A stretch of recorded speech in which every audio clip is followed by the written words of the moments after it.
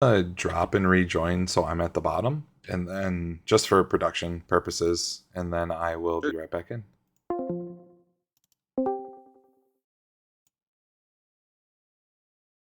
That's funny. He's back where he was. Maybe it's me. Should I try? Maybe let's drop and see.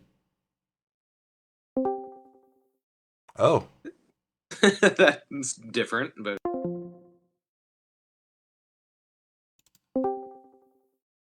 All right, now you're on the bottom, Wes. great success. No. No. You know what? This is fine. Discord fucking hates you, bro.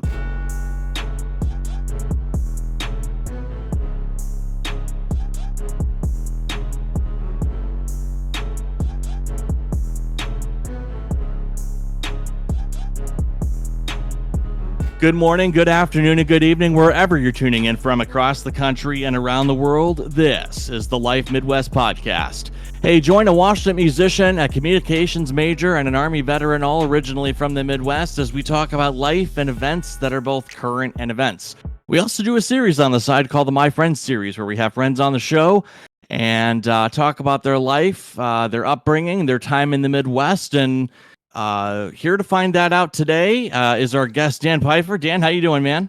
hey, I'm doing wonderful. Thanks for having me. Good.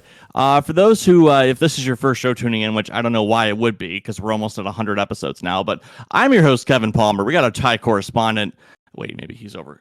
Are you over there? Yeah, I'm over here today. He's in one of these directions. Wes Shirley, our Thai correspondent, everybody. Howdy.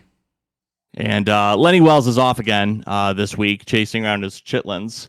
Or something. I don't know. It's hard when you have someone on the East Coast, someone on the West Coast, and then someone in Thailand. Actually, the Thailand part's not hard, Wes, because we recorded last night at midnight, and then we're doing 2 My Friend episodes this morning, which I've completely ruined the fact that you changed your shirt to make it look like a different day. I'm so sorry. Damn it. No, it's okay. But the desk is still back here, and my office is completely unmoved. So maybe people will put 2 and 2 together. I'm not sure. Nevertheless, I don't want to take away any more time from Dan the Man, or as we call him at Apple, Wutang Dan. Dan is someone that I work with, and he was interested in coming on the show and talking about life and things like that. So. But for those who are looking for a one-liner, Dan is a dog trainer and has a passion for animals like no other. He currently runs a boarding service with his wife as they hope to expand to a full boarding and pet service facility of their own. When Dan is not solving the battery and Apple ID password issues of the world, he is bettering the world with a better understanding of dogs and how we can get to know man's best friends, and we don't deserve them. We don't fucking deserve dogs. We don't. I know I'm preaching to the choir. No, I agree with you. That's a great introduction. Thank you so much. I like to think I'm helping the world even with the battery issues too, though. You can't undersell those, even with the dog work too. Yeah, no, I totally agree. We'll get into all of that today. Usually the thing that we start with, Dan, is kind of an icebreaker, is your first memory. So mine was pissing the bed. Pissing the bed, nice. Wes's was playing with a big-ass Tonka truck, and Lenny's was a family vacation to Arizona. Just curious how serious or traumatizing or maybe lighthearted yours it was. So like earliest I can remember. Mm-hmm. Yeah. I think I've thought about this before. It was kind of just a really weird nonsense moment. Like I feel I was in like daycare or something like that. It was nap time. They had all these cots laid out in I think like our church gymnasium or something along those lines. And I just kind of remember waking up and just not really knowing where I was, like understanding where I was. I guess I just kind of logged in for a minute and was like, wait, where am I right now? And then I went or whatever. But I was really young because I mean I did daycare probably like 2 to 3 years old, something like that. So like that's kind of for some reason the first thought that really like I remember having. I guess was where am I and why am I here? You know? Wow. So it's like self-aware and everything. Yeah, yeah. Wow. That's crazy. I don't know what it was about that moment that kind of had snapped me to and had me paying attention, but something got me there. But that would probably be Wow. my earliest memory. I remember a lot of my childhood. I grew up in Bellevue, Ohio, so really small. It's kind of in the Sandusky area. Um, and yeah, I had a great childhood there, and pretty small little farm city there. Gotcha. Talk to me about early childhood and all that. Like, what kind of stuff were you into? What did you like? Um, what were like your aspirations? You know, like every kid is like, oh, what do you want to be when you grow up? I'm just curious what yours was Yeah, and family and all that. I was a big nerd. I remember wanting to be an astronaut at one point. I joined the Young Astronauts Club in my elementary school. We had this great fourth grade teacher who sadly has passed away since, but she was a pilot. She was almost on the Challenger mission, but she got ruled out because I think she was pregnant or had some other kind of health concern there. So she was like in the final runnings to be on the Challenger on the mission that when it blew up. But she had this great passion for flying and space travel, and she was a scuba diver, and she was great. So she started this club called the Young Astronauts that I was involved in. And that was it for a little bit until I discovered music and drugs and smoking and all kinds of the stuff that keeps you out of being an astronaut. So Gotcha. that was kind of my big thing going into like my high school years. I was a drummer in the marching band and the school bands, and all along I always kind of had an affinity for dogs. I never really used too much of that knowledge besides like with my own dogs or anything like that. But the dog training came much later, actually only in the last like 4 years or so. Gotcha. Do you feel like you had this and don't roll your eyes when I say this, but do you feel like you had that like Dr. Doolittle kind of feel where it's just like you understood animals just a little bit more than someone else? Not necessarily. Actually, anything I feel like I'm good at, I kind of started off not even really realizing I was good at it. Same with like technology and stuff like that. To the point where now I do part-time tech support. But I didn't really see myself as particularly good with technology and stuff. But at one of my other jobs, I helped somebody do something stupid like attach a picture to an email or something like that. And all of a sudden they started coming to me for like all their tech questions and stuff, and I'm like, I don't feel like I'm particularly good at this, but now people are asking me questions. Maybe this is a skill that I have. um and I kind of found that way with dogs too. It was like, I didn't feel like I was particularly good with dogs. I right out of college I adopted an American bulldog, who is absolutely my best friend in the world, like human or dog, in my entire life, I would say. Um, and he was great. A lot of that was just his personality and his willingness to please and stuff. But we had this great bond, and people would talk to me about like, how'd you get your dog this well behaved and stuff like that. And honestly, I didn't know much about it at the time. I was just kind of winging it and building a relationship with this dog, and he did the rest for me. He was a pretty easy one. And then later on, once I got the opportunity to start to learn how to train professionally, I jumped at that. And then once I started kind of taking on dogs, I kind of realized like maybe I am kind of good at this too. So it's kind of just accidental skills that I stumbled upon. Gotcha. Wow. You said you drummed in high school. Were you snare, quads? In the marching band, I was bass drum. So the big Okay. bass. And then I did like jazz band, so I played the drum kit, and concert band, so a little bit of all kinds of percussion. Awesome. As a tippity tapper myself, I definitely empathize with that. Yeah, you play some guitar and stuff too. Are you still in your band or? The band is kind of split ways. COVID kind of killed us off. Yeah, COVID did a lot of damage to a lot of things. Yeah, Yeah, so that's where I get my washed up musician tag from. I feel like I'm just that grumpy, not grumpy, but that old man and at the concerts. Who did we go and see a couple of weeks ago? Ashley, you heard of Bad Flower? Yeah. Okay, so we went and Any songs, but yeah, we went and saw them a few weeks ago at St. Andrews Hall, and I don't know. I maybe you feel this way, but you walk in there and kind of at first you're like, oh, I could be up there. I could do this. Why am I not doing this? What's what you walk in, you almost walk in there with like a fucking chip on your shoulder.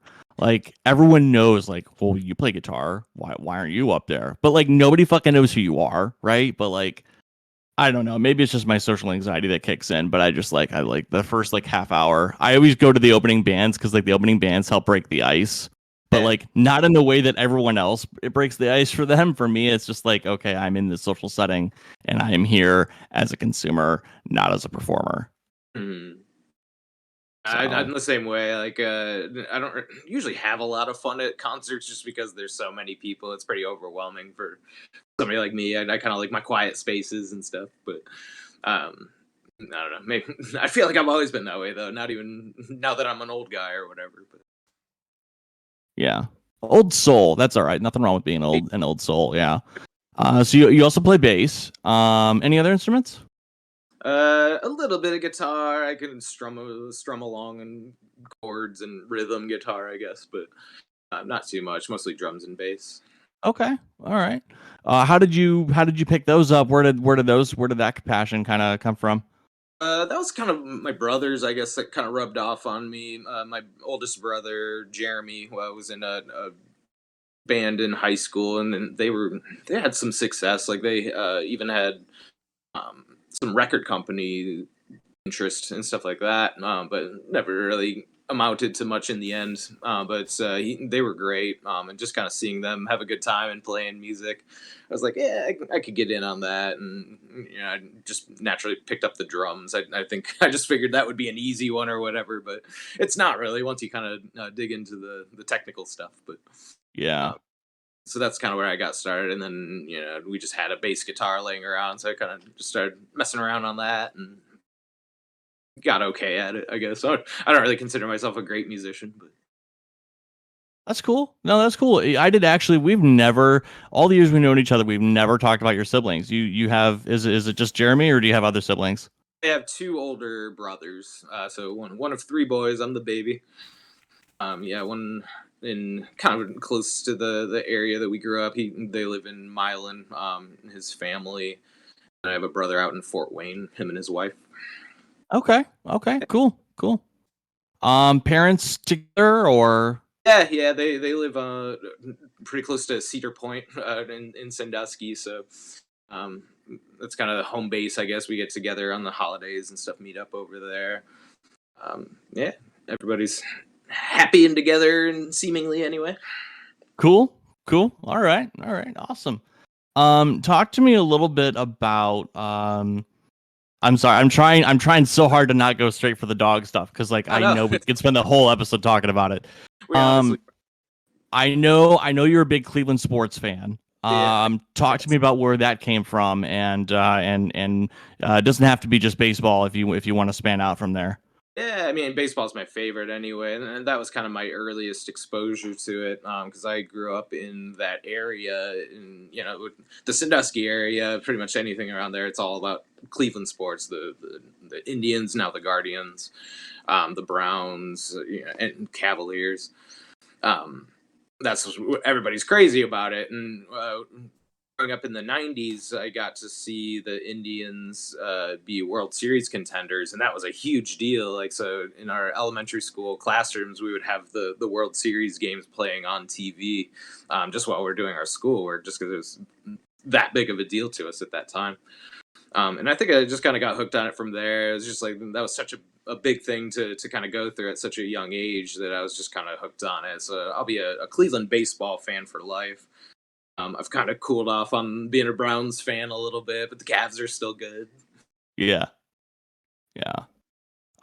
Do you are you someone who feels I don't know if betrayed is the right word, but are you someone who feels, I guess, for lack of a better word, betrayed by the whole LeBron thing, or is that just in the past at this point? I mean, I'd have done the same thing in his, his shoes. You know, I'd be chasing the opportunities and the paychecks as much as anybody. But he does a lot of great for like the Akron community and stuff, even to this day, even with him playing for the Lakers. So it's hard to be mad at a guy like that. You know, maybe if he was a total jerk and ran around with a bunch of women and didn't treat his family right, it might be a different story. Yeah. Um, but he's just a human being. You know, he's doing what's right for him or what he feels like's right for him. Right, right. I think for me, and I won't stay on this topic too long because Wes really fucking loves sports ball. The Go ahead, Wes. You were gonna say something. Go ahead. Oh, I didn't actually have anything to say, but I'll take this opportunity to say I've been to two like major league, two like national level sports games. They were both basketball games, and then they were both the Cleveland Cavaliers. It's the only time I've ever been to a sporting event, and it was awesome. I love Cleveland. It's one of my favorite cities. Agree. He Um, does not too bad either, though. I guess, but no professional sports franchises here. So. the point I was gonna make was I like. I've always been about people who stick around, and they're I guess you call them lifers. You know, just the people who were with their team for most of with the same team for most of their career. They didn't really hop around. Obviously, I think of David Ortiz or um, CC Sabathia or just the big names where they're just like they're with that team the whole time Yeah. and I got to see CC Sabathia get his car stuck once. We went to Indians spring training, and he was punking out early from a game or whatever, trying to get out all sneaky, but his car like got stuck in the mud and he had to have a bunch of people push it out. We were like standing at the top of the bleachers, like calling out to him, like, "Hey, CC," oh shit. That was pretty fun. Just a funny little memory I have of CC Sabathia getting his car stuck. Wow.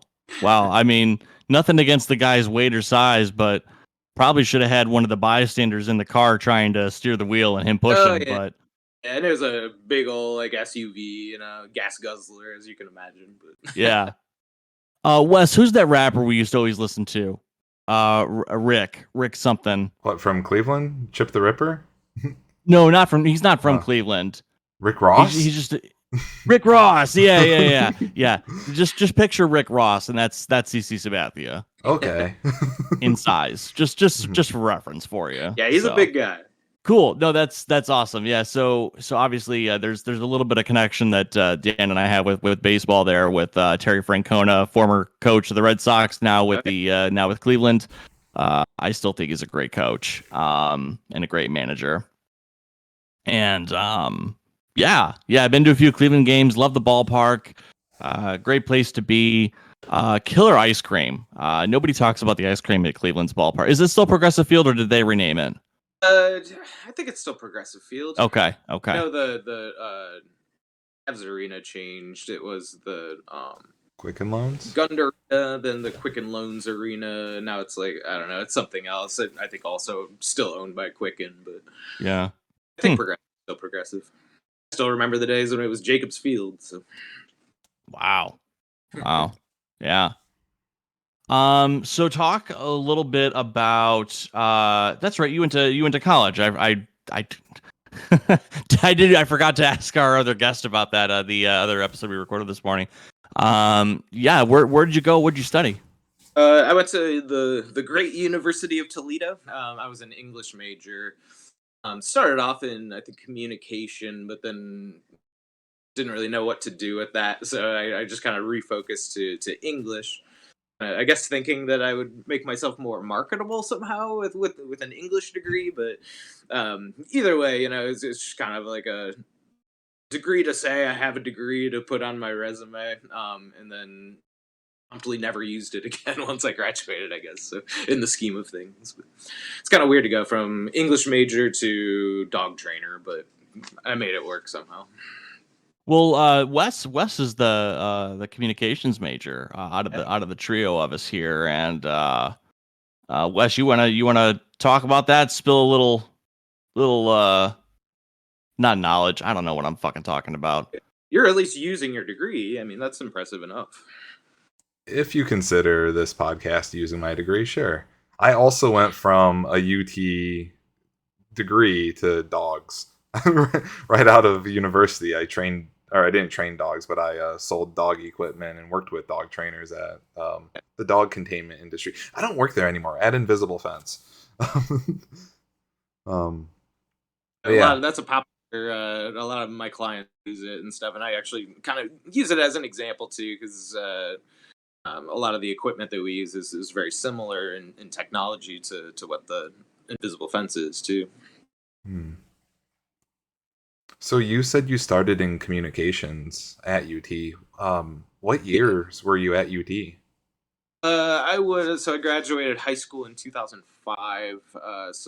And then went right into college from there. So I think I only spent like maybe a year in communication before shifting gears. I wasn't in there very long. I think I just kind of signed up because it's like, what else am I going to study? Whatever, I'll study communication, whatever that means. And then I realize it's like, I don't know. I don't know if I necessarily want to do the jobs that this is kind of pointing me towards. So that's Hmm, when I shifted.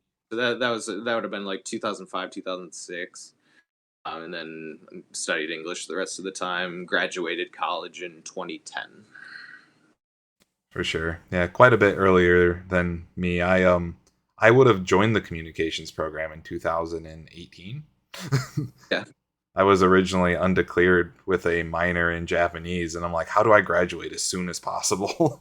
Right to communications. yeah, I like it. Yeah, yeah. I'm kind of dating myself, I guess, going over all these dates, but I went to college late though. I mean, I think you're 5 years different from me. I graduated in 2010, high school. mhm. Okay, yeah, I'm not as old as I thought. But Oh no, you're not.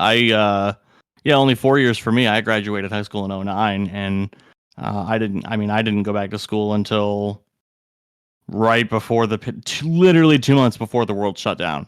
yeah, Um, but it just happened to work out that I am an antisocial, uh, mental health mess that couldn't deal with the functions of a real classroom, so I took my classes online. So when the pandemic happened, literally fucking nothing changed. yeah. It's funny. Yeah, that's about when I started training dogs. It was like the fall of 2019, so it was like right before the pandemic hit. I had a little experience before the pandemic, and then all of a sudden the world shuts down, and it's like, well, where am I going to go to do my training now? I can't even work around people or other animals or anything like that. So Yeah. tough time, but You did eventually go do your training. You were trained and certified in Maryland, I believe, right? You went to Baltimore? it was Virginia actually. Virginia. I'm geographically confused with Ashley, who was in Baltimore. I thought you went there too. She Virginia, and you was were in. there for how long?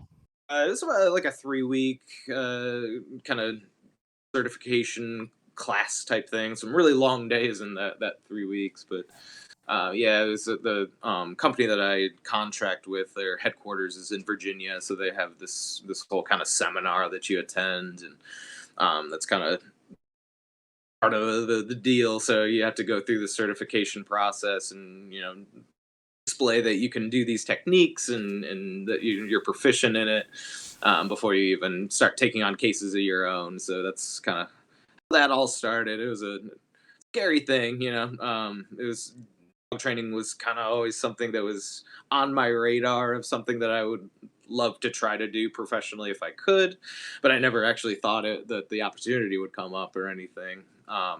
So when it did, I got this opportunity. I'm like, yeah, I can make that work. And I would have to. Luckily, working in tech support, I had some vacation days to use in there, and I think it was perfectly able to cover it. So I was able to keep a roof over my head or my wife's head at the time, or girlfriend's at the time, but now she has since become my wife. Um, we were able to keep a roof over everybody's head while I went off and this dog training thing, and I feel like our life has completely changed from it. It's fascinating because and for those, I don't remember if I mentioned it. I might have mentioned it in the pre-show before we started rolling, but Dan actually trained my youngest dog, Tosh. Yes. And what I think one of the most astounding things about it, aside from like how gifted I feel like you have to be to like be able to communicate with dogs, and how much of a gift I feel like you have with that, Dan, I feel like I feel like there's a lot to pack into those 3 weeks. So when you say really long days, I mean, I really believe that because the way that you were able to make a connection with Tosh as quickly as you did and establish that relationship to where it's like, I'm not just a guest, I'm actually here to teach you things, Yeah. and kind of change that viewpoint that the dog has where it's not just, oh, this isn't a visitor, like I actually need to listen to this person. That alone, I feel like is a lot. Can you talk about that? Yeah, that's one of the major challenges I feel like, especially with the private lessons that we did together, as opposed to like the board and train programs where the dog stays with me for a week or two, and I put all this time into them. With those lessons, I have an hour window to pretty much make a connection with that dog and teach it what I'm trying to teach it. And that can be a tough thing, especially with really nervous dogs and stuff. Luckily, Tosh, in particular, is not really much of a nervous dog. He's a pretty confident little ball of energy and stuff like that. So certain breeds, it's a lot easier to kind of gain that confidence in that 1 hour session. But you start talking about a little bit higher drive dog and stuff, and especially one that has some stress or anxiety issues and stuff, that can be a really difficult thing. And a lot of dogs come in not even wanting to take treats from me or anything like that. So it can be hard to kind of build that motivation to actually want to listen to me if they won't take even the things that they see as positive that we usually use as rewards. So that's always part of the challenge is kind of getting the dog at least relaxed enough to where they'll think and be able to kind of reason through what I'm asking them to do. Yeah. With the board and train, so there's dogs that just stay with me in my home. I have a couple right now. They're being remarkably quiet. Um, but with them, I can put in a ton of time if I need to. Like this dog clearly needs more work, so I can put in that extra time. But with those lessons, I have an hour a week to put in with people, so it can definitely be more of a challenge. Yeah. And you bring up a point that not all breeds are food motivated. I mean, golden retrievers are, but not all dogs are food motivated. They'll just be Yeah, like, and eh. that's generally speaking too. I mean, there can certainly be examples of another breed that typically wouldn't be as food motivated, but this particular dog in front of me is. So you have to kind of account for that too. It's really kind of about really assessing what the dog is telling you early on in the first couple kind of interactions, and you can kind of build it from there usually. But by the time they tire out a little bit, they realize like, oh, this isn't so bad, and they'll take treats from you eventually. But Yeah. Cool. Hey, we're gonna take a quick break. When we come back, I'm gonna ask Dan what breed is the hardest to train. So I'll give him a second to think about that. I'm thinking husky, but I don't know if I'll be surprised or not. So stick around.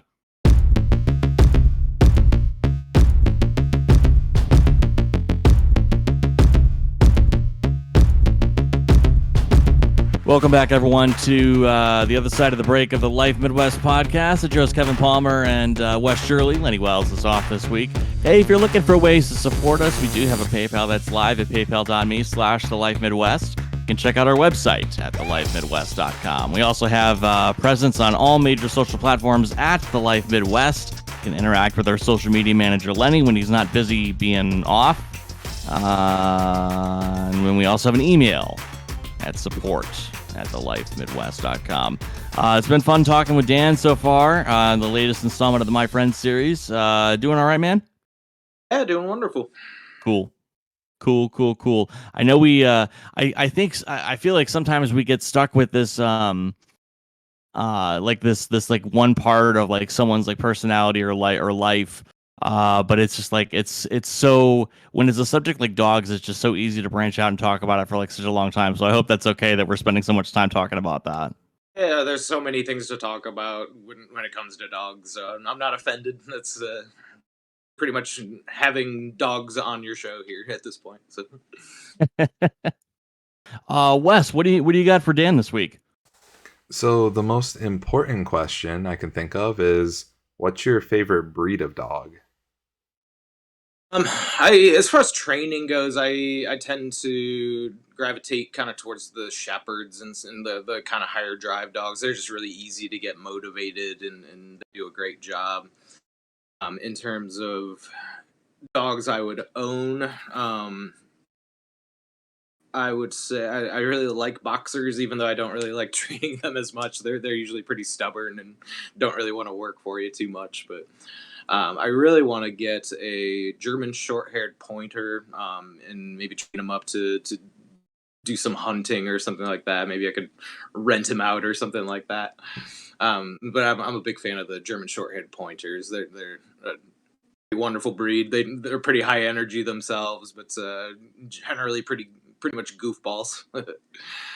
um, my wife, if you ask her that question, she's all about the doodles and stuff, which actually a lot of people like any of the poodle mixes. Which a lot of people trainers will tell you they're kind of hard to train and stuff, but she in particular has a kind of a way with them. I think every trainer kind of has breeds that they click with more than others, and any of the poodle mixes tend to be her favorites. I think. Hmm. Do you have any Afraid like to important mind too. questions, Kevin? I was gonna ask how him and his wife met and kind of talk about that. Yeah, Oh, that's that's an much more important than dogs. well, I mean, it does eventually tie into dogs too. But we met working together. We worked in a head shop in Toledo for a good long time too. That was like one of my first jobs out of college, and she was just finishing up college when we met. So we worked together. We sold like bongs and sex toys and stuff like that.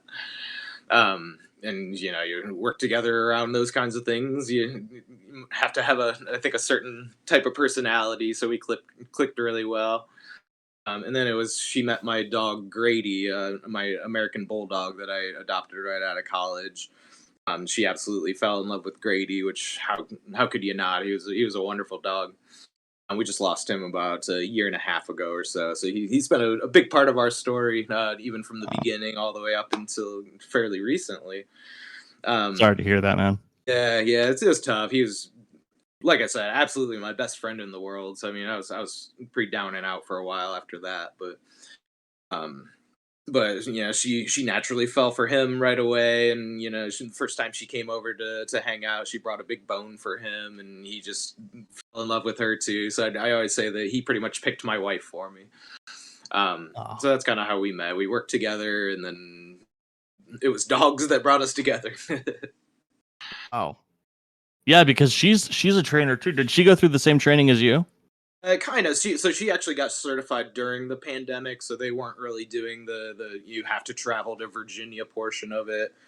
It was mostly kind of like she would shadow some of the trainers around here, and then our location owner came and pretty much checked off that she knew what she was talking about and did a good job. So she kind of got the light version, kind of lucked out with the pandemic in that way. So she didn't have to do any traveling, but I got there right before the pandemic, so I still had to do the 3 week getaway basically. Gotcha, Yeah. gotcha. What do you think is your as a trainer? What do you think your greatest achievement has been so far? Um, I think just educating people, kind of helping them see a little different side of their dogs. Yeah, even just looking through dog memes and stuff on the internet, you get kind of apparent that people don't really know a lot about how dogs' minds work, how they communicate, and uh, things of that nature. So just kind of seeing kind of on the big picture side of things how many lives you can truly change just by kind of explaining some of those things, like just because this is your response as a primate, we're all apes essentially. So we have different kind of communication tools like hugging and stuff like that, or grabbing things. That's kind of how we examine the world and feel our way around with our hands and with our arms and stuff. But if you go up and hug a dog, that's not necessarily their language. They can become uncomfortable, and if you're consistently doing that, that can lead to bigger issues. So I think my favorite and best accomplishment is just kind of being able to be their voice, I guess, in those some of those situations, and kind of explain why they're behaving like they do. People don't always think about them as predatory animals, which is exactly what they are. They think of them as little fluff balls that they can just kind of cuddle up with. Some dogs will have that resilience, but not every dog's gonna react positively to those kinds of things. Yeah. What do What you would what do you think is? Oh, go ahead, Wes. um what would you say some of the biggest myths are surrounding dogs? So like pretend I'm just the average dog owner. I don't know anything outside of, oh, they're so cute and floppy. Um what would you tell me to help me understand my dog better? The biggest myth I think is that they're ever truly beyond training. Like that's one thing I hear a lot at the parks when I'm out working dogs is like, we'll be practicing place or something like that, which basically just means jump up on some sort of surface and sit down. We worked with Tosh on that one.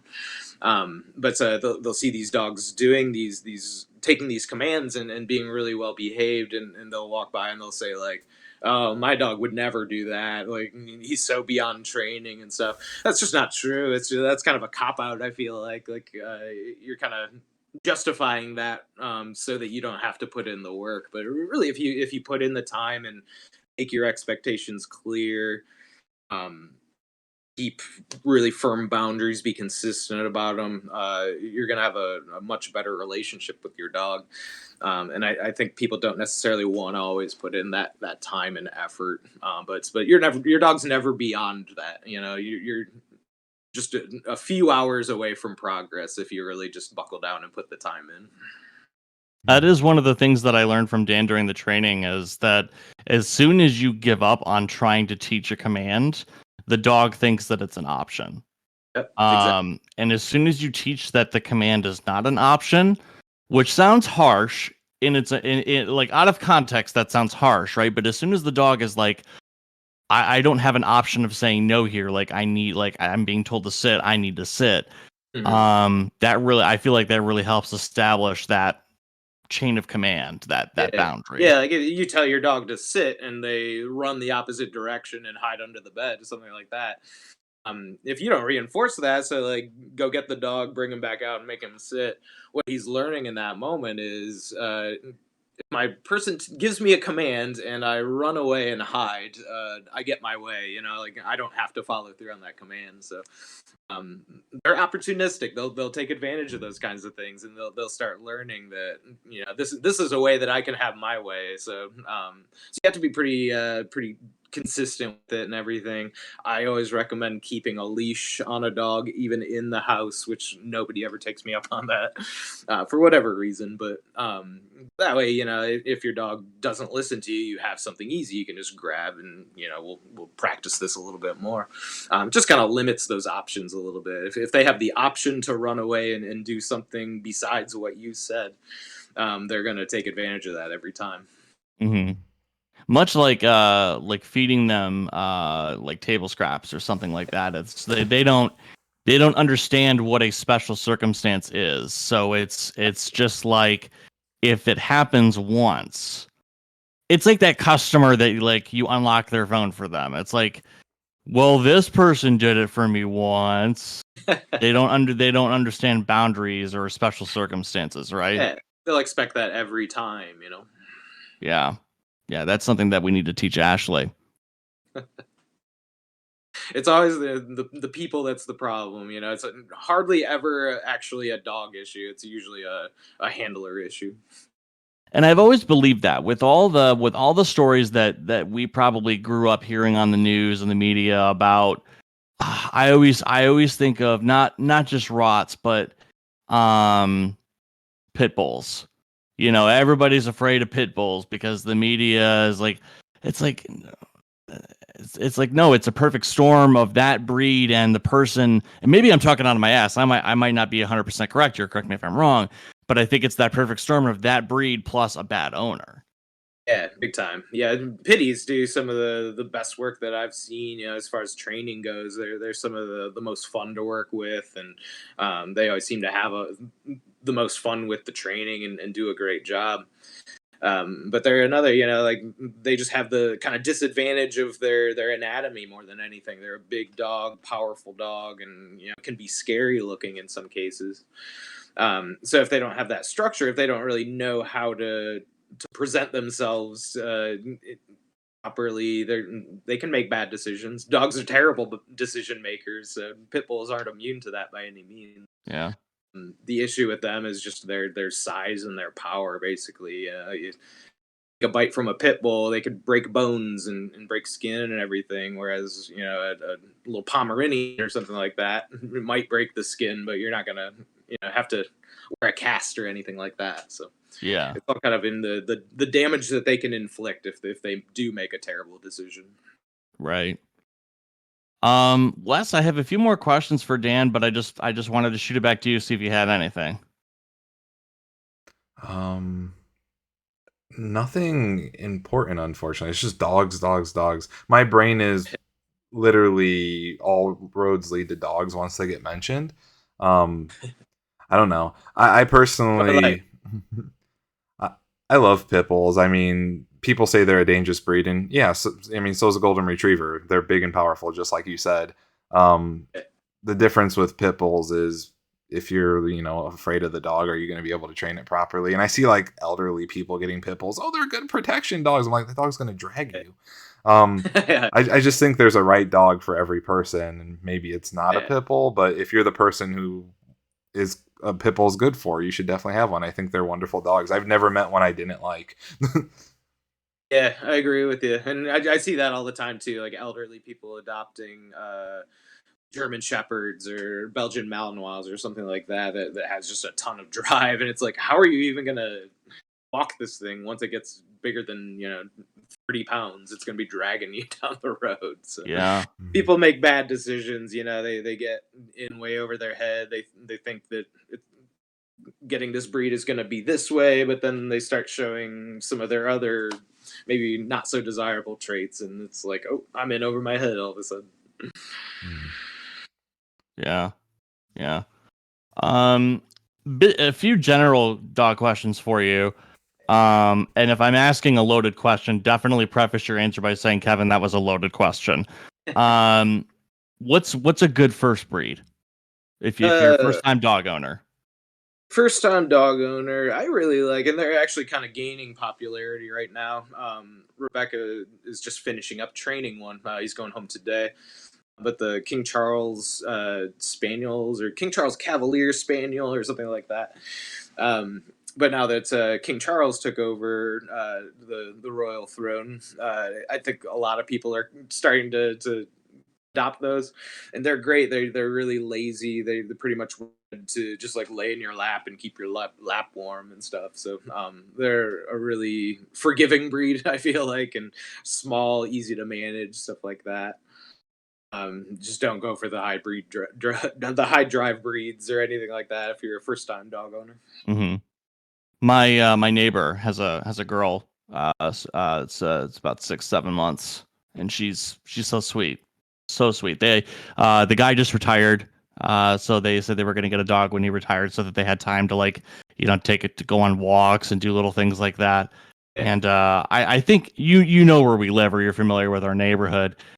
He walks her over to Swan Creek, and they walk in Swan Creek Park. So it's a little bit of a walk, and then they walk some more, and yeah, she's always kind of beat when we see her from all the walks. So, what about? Uh, Oh, go ahead. I was just gonna say, like, the more structured you can make your walks too, the more tiring they tend to be. So I bet he's probably doing a lot of like challenging him to stay in the heel position and walk, so not just kind of letting him drag him down the road. Yeah. Um, does he use a harness? Because that's usually a common Hmm. to harnesses. You'll even see advertisements for like no pull harness or something like that. And honestly, there's no such thing. If you have a harness on your dog, you're pretty much encouraging them to pull. Um, so I'm actually surprised that he's able to control that dog quite as well as he is if he's using a harness. The worst is a harness with a retractable leash too. I am not a fan of retractable leashes either. Mm. Can you talk about why? Yeah, it's a. There are a lot of ways that dogs can injure themselves, like if it retracts too fast and it can like cut them and stuff, or like get wrapped up in them. The biggest thing is retractable leashes have like that spring mechanic in the handle, and what that does is constantly creates tension on the leash.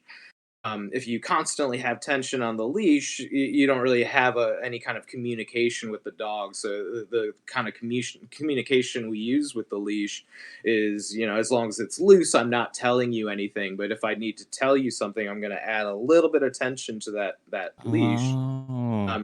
to kind of teach them to follow into that, not pull into the tension. With those retractable leashes, that is just always tight. So they're the buckle on their collar or their or harness or anything like that. There's always going to be a little bit of tension there, so they can pull into that if they want to, or they don't really have to listen to anything. Yeah. You want that ability to create tension on the leash if you need to guide your dog basically, and that communication just shuts down with the retractable leashes. I've never thought about that, and I take your word for it. I took your word for it during training. We don't have any retractable leashes in the house, but that's super fascinating. Sorry, Wes, go ahead. One thing to add about retractable leashes is you normally have to hold them like this. There's like a plastic handle.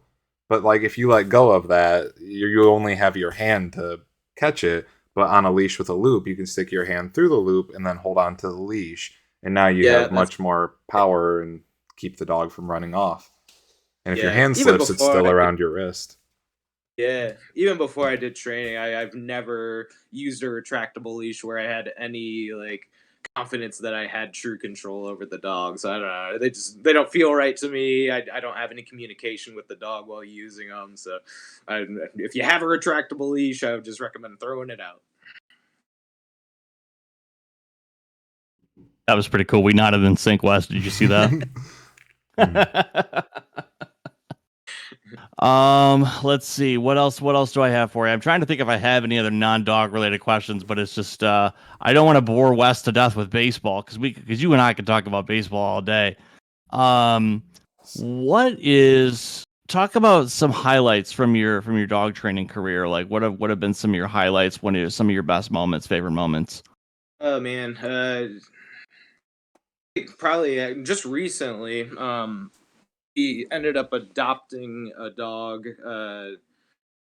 Yeah, this doesn't isn't really training related, I guess. So this is a little bit more of a personal venture for us, um, but I don't think we would really be in a situation to be able to help this dog if we didn't go through all that we've been through in the past 3 years. So recently, Rebecca, my wife's grandfather, passed away, and he was kind of a little bit of a I don't want to say a nomad or anything like that, but he lived out in the desert of New Mexico, and he lived in this trailer that really didn't have proper running water and stuff. It really wasn't much of a legal dwelling by any means, but it was just him and this dog. It was an Anatolian Shepherd, 12 years old or so, and then this guy was 93 years old when he passed away. Wow. And basically, his dying wish was for this dog to be taken care of at his trailer and stuff. So he left pretty much all of his money to his nearest neighbor, who's like probably the closest person that he had in his life when he made up his will and stuff. Um, but his neighbor was also like in his 80s and not really able to take care of this dog. He fell ill shortly after Rebecca's grandfather passed away. So this dog just ended up in a shelter, and we found out about it. And Rebecca got on the phone. She was on the phone for like 3 hours, just calling all these shelters in New Mexico. So we're in Ohio, so we're calling from across the country, and we're just calling all these shelters like, "Hey, have you seen this dog?" And anybody turn in this dog, anything like that. Um, and eventually she finds her in a shelter and pretty much explains the situation like, this dog was my grandfather's, and this is the only thing that he basically had in the world, and we don't, a 12-year-old dog in a shelter, it's just gonna end up being put down. That's just how it is. So luckily, time was on our side. We tracked her down in time, and then we actually made the trip across the country to bring her back home here. So that was kind of an adventure in itself. We had about a week or two to plan for this cross country excursion to basically rescue this dog. Um, but we made it work. We flew out. We flew into Tucson, Arizona. Drove from there to Deming, New Mexico, which is where the dog was. And then we just got a rental car when we flew into Tucson, um, just pretty much with the intention of driving this dog all the way back from New Mexico to Ohio. And we did that over the course of about 3 days or so. Kind of thrown together. We didn't really have places to stay lined up or anything like that. So we had to kind of improvise as we were going. But yeah, 3 to 4 days later, we got to get her home and out of the shelter, and now she still lays with us. You might actually kind of see her butt a little bit here. I'll scan over so you can see her sleeping over there. But that's Shy. She's our latest addition to our pack. She made the big trip all the way from New Mexico to Ohio, and she's gonna live out the rest of her days with us. Probably, it'll be hopefully a couple of years out of her, but we'll see. That's amazing. That is so amazing. Good for you guys. That's Yeah. really, really A cool. lot of like footage and stuff. I want to put together a video, just kind of explaining the whole situation and kind of building on that story a little bit more than I'm kind of glossing over, I guess, at this point. But yeah, that's been a pretty cool. It almost seemed like a spiritual journey and stuff like that. And I don't think, had we not been set up to train dogs and stuff like that, I don't think we would have been able to have that opportunity. Just because everybody else that was trying to help this dog, like they couldn't even get her loaded up in a car, and she refused to even go inside of her own trailer and stuff like that. So like Mm, nobody was really able to handle her. But we just fly to New Mexico, load her right up in the car, and we get going. So wow. I feel like it kind of gave us a little bit of a unique qualification to kind of handle that situation. So I would say that's probably up there with one of my proudest accomplishments with it. Wow. Wow. Good for you, man. That's awesome. Hey, before we go to the shout outs, which is something that we do at the end of the show, if there's anyone that you want to shout out, if people have training questions, or maybe if they're in the area and they want to reach out to you about training or recommendations or things like that, is there, are your social lines open? Is there a way people can reach you if you want to be reached? Yeah, absolutely. So the company I contract with is called Off Leash Canine Training. The website you can find as it's ToledoDogTrainers.com. If you're in the Toledo area, check us out. We got some YouTube videos up there and stuff. So that's where all of our dog training is through.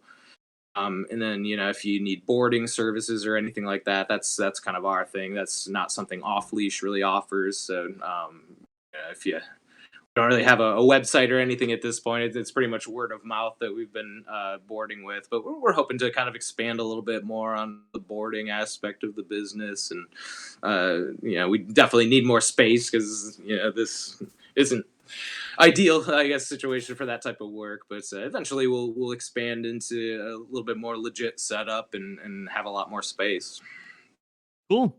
Cool. Awesome. Wes, you got anything else before we go to the shout outs, or do you want to lead off the shout outs? Yeah, sure. I'll give some shout outs. I want to give a shout out to anyone who takes care of dogs. Dogs are like what it was said at the beginning. We don't deserve dogs because dogs are just like these wonderful, innocent creatures, and we're like, do stuff for us. Dogs are amazing. People who actually like rescue dogs, take care of dogs, foster dogs, donate to organizations that involve dogs, train dogs, groom dogs, are veterinarians. Literally anyone in the dog care community. I want to give a shout out to you. Thank you. Dogs are awesome. They deserve all the attention that we can give them. Shout out to you because of that, but also thanks for coming onto the podcast. Wutang Dan. And I guess before I go any further, is there a story behind why you're Wutang Dan? That was just something my wife came up with, actually. I jokingly used to try to get people to call me Dan Halen at one point. And then at one point she just kind of turned the tables and was like, Wutang Dan, and I was just like, oh my god, that's so much cooler, you know.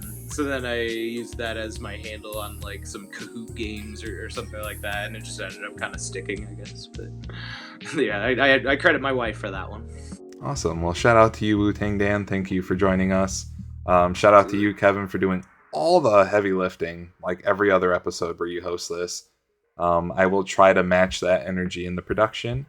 And shout out to mothers everywhere. Here on the Life Midwest podcast, we like to shout out to mothers because they do a wonderful job at being mothers.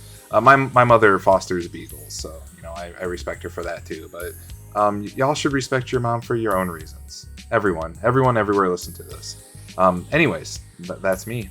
That's all I got. Dan, I'm going to kick it over to you. Who do you want to shout out? All right. Shout out to all the dog lovers out there.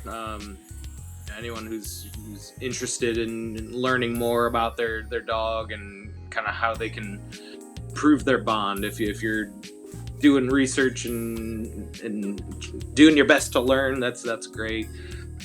Just make sure to get out there and spend time with them. They're not just gerbils that you can keep in a cage. Just get them out whenever you choose to. Yeah, it's an everyday thing. It's a bond. You know, it's a whole relationship that you have to build up. So shout out to all the people that are taking the time and effort to do that. Shout out to you guys for having me on the podcast. You have good choice in guests, clearly. So I really appreciate you setting aside some time for me and talking about dogs. Hopefully we can do it again sometime. Always. Cool. Cool. I'm going to shout out Ashley, as always, all week, every week. Love you, honey. Want to shout out my dogs, Mac and Tosh, and just, I couldn't be luckier. I tell people all the time that if I had the money, Mac would be my service dog. We didn't get to talking about it, but I feel like you have like a soul mate or a soul animal. And I feel like Mac is mine. So, and Tosh is very much Ashley's. So we're very lucky to have the little family that we do. I want to shout out Dan for coming on and talking about his passion and his career and his life and spilling and sharing that with us. That's not always an easy thing to do on a platform. And shout out to Wes for his production abilities. So were you hey aware, folks, don't forget to. Were you aware there's What? a dog behind you? Yeah, Matt came in like halfway through the Yeah, show. Yeah. We were talking about. I'm pretty sure you were talking about him, and he just walked in. It was pretty good. Yeah. Yeah, no, it was pretty great. It was pretty great, yeah, because I saw your face light up when he walked in, too. It was awesome. Oh, man. All right, leave us a review on your favorite listening platform. Don't forget to tell your friends about us. That helps the show immensely. And, yeah, call your mom. Tell someone you love them. And, hey, we'll see you next Saturday and every Saturday here on the Life Midwest podcast. Take care. Have a good one. Deuces.